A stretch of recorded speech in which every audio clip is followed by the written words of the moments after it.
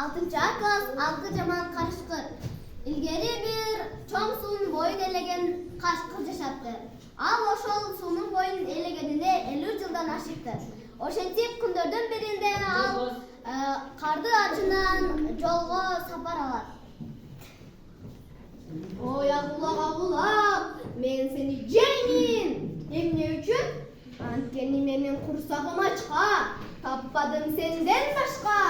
Жок эке, мени жебе. Карачы мен кандай арыкмын. Мени жесең той бойсуң. Мына бул тоонун ар жагында чоң чучук жатат. Ошону жесең жер кабайсыңбы?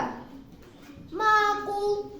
Ошентип карышкыр ага ишенип чоң чучукка жолуган. Ого чучук, араң жеттим чуркап учуп. Мен сени жеймин. Эмнеге жейсиң? Анткени менин курсагым ачка. Буйруп аттыр сенден башка. Сен осуңа жетпей.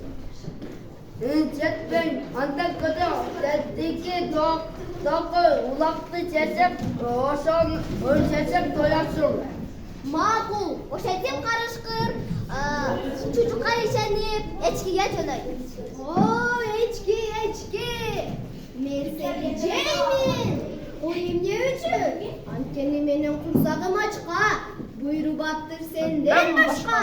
Мени жесең сага бир күндүк да тамак болбоймун. Андан көрө тетиги толду өзгөндө ассаң, сазга батып жаткан бир боз бээ жатат. Ошону жесең сага 2-3 күндүк тамак болбойбу.